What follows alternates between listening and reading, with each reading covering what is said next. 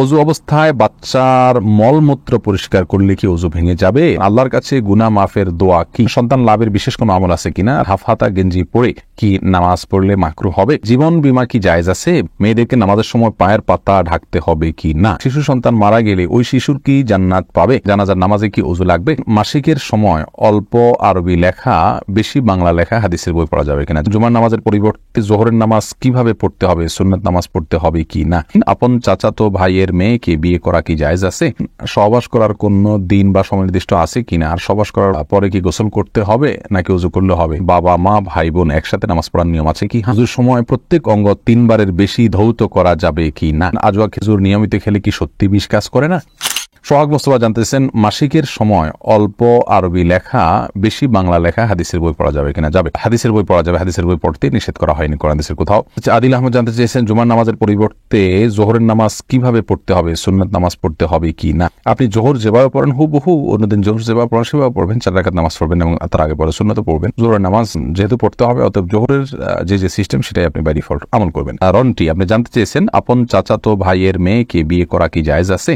জায়েজ আছে। চাচাতো ভাইয়ের মেয়েকে বিয়ে করা জায়েজ আছে। রাসূল করিম সাল্লাল্লাহু আলাইহি ওয়াসাল্লাম আলী রাদিয়াল্লাহু আনহুর আপন চাচাতো ভাই ছিলেন, তার মেয়েকে অর্থাৎ ফাতেমা রাদিয়াল্লাহু আনহাকে তিনি বিয়ে করেছেন। শাহেদ আপনি জানতে চেয়েছেন জানাজার নামাজে কি ওযু লাগবে? জানাজার নামাজে ওযু লাগা না লাগা নিয়ে দ্বিমত রয়েছে। আমাদের উলামা ইকরাম মতে ওযু লাগবে, আর এই মতটা আমার কাছে বিশিষ্ট মনে হয়। এর বাইরে আরবের স্কলারদের মধ্যে সৌদি আরবের অনেক উলামা ইকরাম মতে জানাজার নামাজে ওযু লাগবে না। তাদের মতে এটা সালাত নয়, এটা নিশ্চয় একটা দোয়া, দোয়ার জন্য ওযু লাগে না, সেসব ওযু লাগবে না।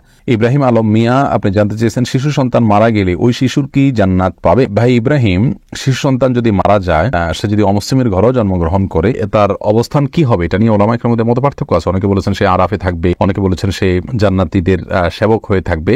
তবে বিশুদ্ধ মত অনুযায়ী সে জান্নাতে যাবে, যেহেতু তার কোনো গুনাহ নেই। আর রাসেল এমসি জানতে চেয়েছেন সহবাস করার কোন দিন বা সময় নির্দিষ্ট আছে কিনা? আর সহবাস করার পরে কি গোসল করতে হবে নাকি ওযু করলে হবে? যদি তখন গোসল করার সুযোগ না থাকে তাহলে ওযু করে নিলেই চলবে, কিন্তু পরবর্তী নামাজের আগে আপনাকে গোসল করতে হবে। আর জুমার দিন সহবাস করাকে সুন্নাহ বলেছেন উলামা ইকরাম বিশেষ কিছু হাদিসের কারণে। এর বাইরে আপনার যখন প্রয়োজন হবে আপনি তখনই করবেন। পরে ইফতেখার আলম সাগর আপনি জানতে চেয়েছেন বাবা মা ভাই বোন একসাথে নামাজ পড়ার নিয়ম আছে কি? হ্যাঁ, একসাথে নামাজ হতে পারে, তবে যারা মেয়েরা আছেন মা এবং বোন তারা পেছনে এক কাতারে দাঁড়াবেন। সে কাতারে কোনো পুরুষ দাঁড়াবেন না, পুরুষরা সামনের কাতারে দাঁড়াবেন, মেয়েরা পিছনের কাতারে দাঁড়াবেন। বাচ্চা থাকলে তারা মেয়েদের সাথে দাঁড়াতে পারে অথবা পৃথক কাতারেও দাঁড়াতে পারে, কিন্তু বাবা মা ভাই বোন একসাথে জামাত হতে পারে। হাসান মাহমুদ আবরার জানতে চেয়েছেন আজওয়া খেজুর নিয়মিত খেলে কি সত্যি বিষ কাজ করে না? দেখুন, বিষ কাজ করে না এই হাদিসের ব্যাখ্যা বিভিন্ন রকম রয়েছে। তার ভিতরে একটা হলো যে কোন প্রকার রোগ শোক এগুলা তার শরীরে কাজ করবে না, বা এগুলো তার কোনো ক্ষতি করতে পারবে না, রোগ প্রতিরোধ ক্ষমতা তার ভিতরে বৃদ্ধি পাবে। এটা হলো এর সবচেয়ে গ্রহণযোগ্য ব্যাখ্যা। আপনার বিষ কাজ করে না বলতে বিষ পান করবে সরাসরি সেটা পান মানে কাজ করবে না, বিষয়টি সেরকম না। আবার অনেক আমাদের মধ্যে এটা বিষও কাজ করবে না যদি সেভাবে মানুষ নিয়ম করে খায়। এরপরে প্রশ্ন করেছেন বোন ইশরাত জাহান মারিয়াম, মেয়েদেরকে নামাজের সময় পায়ের পাতা ঢাকতে হবে কি না, এটা নিয়ে মতবিরোধ রয়েছে। অনেক উলামা ইকরাম ঢাকতে হবে বলেন এবং তার সপক্ষে বেশ কিছু দলিল তারা হাজির করে। আল মারাতু আওরাতুন, মেয়ের পুরাই হলো আপনার ঢাকার বস্তু বা সতর করে বা ঢাকার মতো মেয়েদেরকে পুরোটাই ঢাকতে হয় এবং সতর করতে হয়। এর বাইরে আরো বেশ কয়েকটি আসারের দ্বারাই তারা বলেন যতটুকু ঢাকা যায়, কিন্তু এর বিপরীতে অনেক উলামা ইকরাম বলেন যে না, পাও ঢাকা এটা বাধ্যতামূলক নয়, তবে যতটুকু সম্ভব টাকনো পর্যন্ত ডাকতেই হবে, এরপর যতটুকু সম্ভব ঢেকে রাখতে পারলে ভালো হয়। সবচাইতে নিরাপদ হয় যে আমরা বড় জামা পরে যদি পায়ের পাতা ঢেকে রাখতে পারি তাহলে ইখতিলাফের ঊর্ধ্বে উঠে যেতে পারি, ওইটা সবচেয়ে নিরাপদ না। মোহাম্মদ সুমন খান জানতে চেয়েছেন জীবন বীমা কি জায়েজ আছে? ভাই সুমন খান, জীবনের বীমা আসলে এই কনসেপ্টটাই ইসলামের সাথে যায় না। যদিও বীমার শুরু হয়েছিল যে কনসেপ্ট নিয়ে যে এক অন্যের সহযোগিতা করা, বিপদগ্রস্ত হলে সবাই মিলে তাকে সহযোগিতা করা,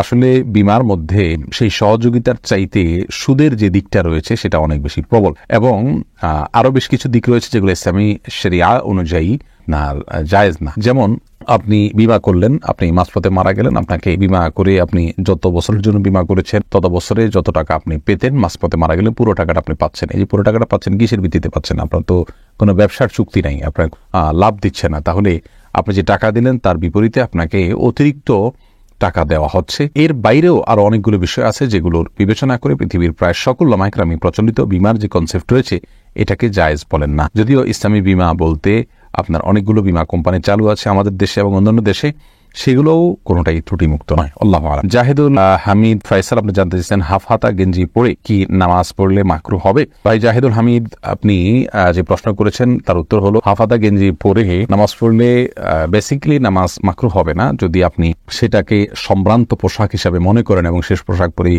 আপনি গুরুত্বপূর্ণ জায়গাগুলোতে যান। সাধারণত হাফ হাতা পোশাক পরে বা শার্ট পরে গেঞ্জি পরে আমরা খুব ভালো, বিশেষ করে গেঞ্জি পরে আমরা খুব ভালো কোথাও যাই না সচরাচর। আর আল্লাহ সুবহানাহু ওয়া তাআলা বলেছেন ইয়া আইয়ুহাল্লাযীনা আমানু খুযু যিনাতাকুম ইনদা কুল্লি মাসজিদ, হে ঈমানদাররা তোমরা প্রত্যেক নামাজের সময় সুন্দর পোশাক পরিধান করো।